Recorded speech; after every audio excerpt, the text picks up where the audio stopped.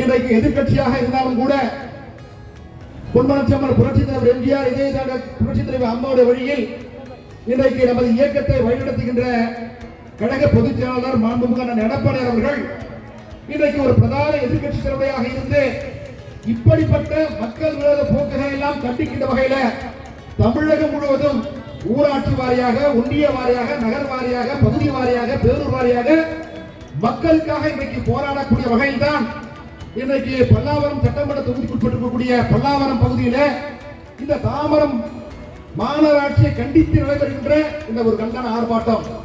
இந்த கண்டன ஆர்ப்பாட்டம் கிட்டத்தட்ட ஒரு 7 கோரிக்கைகளை வலியுறுத்தி இந்த கண்டன ஆர்ப்பாட்டம் இங்கே நடத்தி கொண்டிருக்கின்றோம்.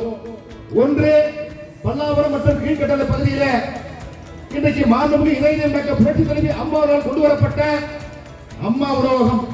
அந்த அம்மா உணவகம் யாருக்காக கொண்டு வரப்பட்டார்கள்? ஏழை எளிய மக்கள், அடித்தட்டு மக்கள், பாட்டாளி மக்கள், வறுமை கோட்டிற்கக்கூடிய வசிக்கக்கூடிய அன்றாடம் கூலி வேலைக்கு செய்யக்கூடிய மக்கள் அவங்க உணவருந்த வேண்டும் என்பதற்காக 1 ரூபாய்க்கு ஒரு இட்லி, 3 ரூபாய்க்கு சாம்பார் சாதம், தயிர் சாதம், 3 ரூபாய்க்கு சப்பாத்தி என்று 3 வேளையும் பசிப்பிரியை போக்கணும் என்று சொன்னால் 3 வேளையும் 19 ரூபாய் என்றாலே 13 வேளையும் பசிப்பிரியை போக்கக்கூடிய உலகத்திலே ஒரு தலைவர் இருந்தார் என்று சொன்னால் அது இதய புரட்சி தலைவர் அம்மாவு தான். அப்படிப்பட்ட உன்னத திட்டத்தை இன்றைக்கு நசிக்கக்கூடிய வகையில இன்றைக்கு ஆண்டு கொண்டிருக்கக்கூடிய விடியாத அரசு அரசியல் காழ்ப்புணர்ச்சியாக இன்றைக்கு தமிழகம் முழுவதும் இருக்கக்கூடிய அம்மா உணவகங்களை, தரமான அம்மா உணவகமாக இருந்த அம்மா உணவுகளை இன்றைக்கு தரமற்றக்கூடிய ஒரு சூழலை இன்றைக்கு ஏற்படுத்திக்கிறார் என்று சொன்னால் அது ஒரு மிகப்பெரிய அரசியல் காழ்ப்புணர்ச்சி. அம்மா பெயரில் இயங்கக்கூடிய ஒரு அம்மா உணவகம் என்கிற ஒரே காரணத்துக்காக இன்றைக்கு அந்த அம்மா உணவகத்துல தரமான பொருட்கள், ஒரு மளிகை பொருட்கள் என்று சொன்னால் அந்த மளிகை பொருட்களை தரமாக இன்றைக்கு வழங்கிக் கொள்வதில்லை. உள்ள இருக்கக்கூடிய அந்த ஏதாவது ஒரு அத்தியாவசிய பொருட்களாக இருக்கட்டும், அது கிரைண்டரா இருக்கட்டும், ஏதாவது மற்ற பொருட்களாக இருந்தாலும் சில அதை கவனிப்பார் கிடையாது. ஆக அப்படிப்பட்ட ஒரு நிலையில் தான் இன்றைக்கு தமிழகம் முழுவதும் இருக்கக்கூடிய அம்மா உணவுல அப்படிப்பட்ட ஒரு சீர்கேடு இந்த பகுதியில் இருக்கக்கூடிய பல்லாவரம் கீழ்கட்டில் இருக்கக்கூடிய 2 அம்மா உணவுகள் கிட்டத்தட்ட ஒரு நாளைக்கு 500க்கும் மேற்பட்டவர்கள் சாப்பிட்டு இருந்த அந்த அம்மா உணவகத்துல இன்றைக்கு ஒரு 100க்கும் குறைவானவர்கள் இன்றைக்கு சாப்பிடக்கூடிய ஒரு சூழல் இருக்குன்னு சொன்னா அதை கண்டித்து தான் இந்த கண்டன ஆர்ப்பாட்டம். அந்த ஏழை எளிய மக்கள் பயன்படுத்துகின்ற அம்மா உணவகத்துல தரமான உணவை வழங்க வேண்டும் என்பதற்காகத்தான் இந்த கண்டன ஆர்ப்பாட்டம். அதே போல பல்லாவரம் மண்டலம் 2ல அனைத்து பூங்காக்களும் இன்னைக்கு தரம், அதாவது சீரா இருந்துச்சு. அம்மாவுடைய ஆட்சி காலம், மாண்புமிகு எடப்பாடி ஆட்சி காலத்துல இன்னைக்கு பாத்தீங்கன்னு சொன்னா பூங்காக்கள் எல்லாம் ஒரு ஜம்முன்னு ஜொலிச்சுது.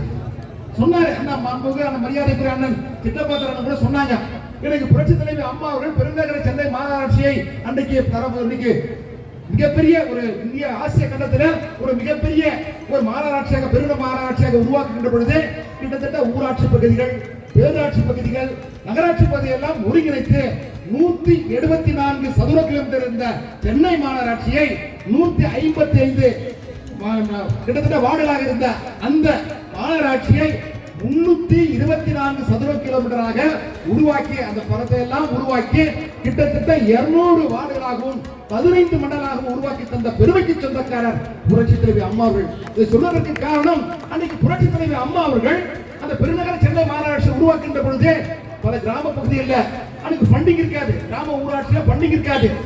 சென்னை மாநகராட்சி ஒட்டியே இருக்கும், கிராம ஊராட்சி இருக்கும், பேரூராட்சி இருக்கும், நகராட்சி இருக்கும். ஆனால் அப்படிப்பட்ட ஊராட்சிகள், பேரூராட்சிகள், மாநகராட்சி எல்லாம் எல்லாரும் நகர்பகுதியில் இருக்கக்கூடியவர்கள் எல்லாம் பயன்படுத்தக்கூடிய பாதாள சாக்கடை திட்டம், அதே போல மெட்ரோ வாட்டர் திட்டம், இப்படி சாலைகள், தெருவிளக்குகள் எல்லாமே கிடைக்கணும் என்பதற்காக தான் புரட்சி தலைவர் அம்மா அவர்கள் 174 சதுர கிலோமீட்டராக இருந்த சென்னை மாநகராட்சியை இன்னைக்கு 324 சதுர கிலோமீட்டராக இன்னைக்கு புரட்சி ஒரு மிகப்பெரிய ஒரு மாநகராட்சியை உருவாக்கி தந்தார்கள். அதை சொல்வதற்கு காரணம், அன்றைக்கு ஒரு தரமான மாநகராட்சியை புரட்சி தலைவர் அம்மா அவர்கள் உருவாக்கி இன்னைக்கு ஒரு வரலாறு படைத்திருக்கிறார்கள். இன்னைக்கு என்னன்னு சொன்னா, இன்னைக்கு இந்த தாம்பரம் மாநகராட்சி இன்னைக்கு உருவாக்கி இருக்காங்க. தாம்பரம் மாநகராட்சியில நகராட்சி, பேரூராட்சி, ஊராட்சி கூட சேர்த்து உருவாக்கி இருக்காங்க. ஆனால் அப்படி உருவாக்கியது மட்டும் போதாது. அந்த பகுதியில அந்த ஊராட்சி பகுதியை இணைத்திருந்தால், பேரூராட்சி பகுதியை இணைத்திருந்தால், நகராட்சி பகுதியை இணைத்திருந்தால், மாநகராட்சியில் ஏற்கனவே நீங்க மாநகராட்சிக்கு என்னென்ன ஸ்பெசிலிட்டிஸ் இருக்குதோ அந்த பாதாள சாக்கடை திட்டம், அதே போல மெட்ரோ வாட்டர் திட்டம், சாலைகள், தெருவிளக்குகள், பூங்காக்கள் போன்ற அடிப்படை தேவைகளை எல்லாம் நிறைவேற்றி தருவது இந்த அரசுடைய கடமை. ஒரு மாநகராட்சி என்று அறிவித்தால் மட்டும் போதாது. அதை மாநகராட்சி என்று அறிவித்து விட்டு ஏற்கனவே பழையபடி கதவு என்ற கடையில ஊராட்சியாகவும் பேரூராட்சியாகவும் நகராட்சியாக இருக்கின்ற பொழுது அந்த மக்கள் எப்படி பயன்படுத்தினார்களோ அதை மட்டும்தான் பயன்படுத்தினார் ஒழிய அவருக்கு இந்த ஒரு அடிப்படை தேவை நிறைவேற்றப்படவில்லை. ஆனா என்னடா நிலைமைன்னு சொன்னா கழிவுநீர் அண்டர்கிரவுண்ட் டிரைனேஜ் சிஸ்டம் என்று சொல்லக்கூடிய யூடிடி திட்டத்துக்கும் மெட்ரோ வாட்டர் கனெக்ஷனுக்கும் இன்னைக்கு அவன் பயன்படுத்தவே இல்லை. அதாவது வீடுகளுக்கு அது இணைப்பே கிடையாது.